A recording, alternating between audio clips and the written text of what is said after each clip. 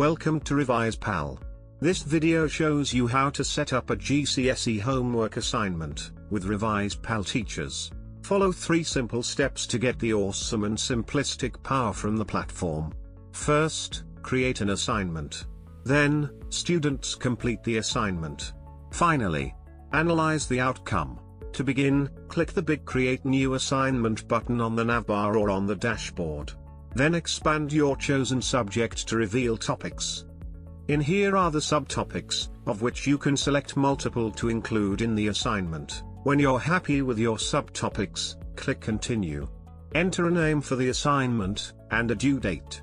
That's it. Now you have the opportunity to share the assignment code for students to access the questions.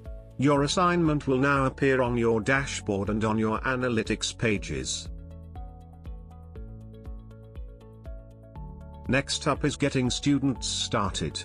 They simply need to download the RevisePal mobile app. You can find the App Store links from the RevisePal website, App Stores, or from the Get the App button on the navbar. Once they're in, tap Assignments, then add an assignment, and type in the assignment code, which you can find anytime by clicking Invite Students on your dashboard. That's it, they will be presented with the subtopics you selected, and guided through the quiz games.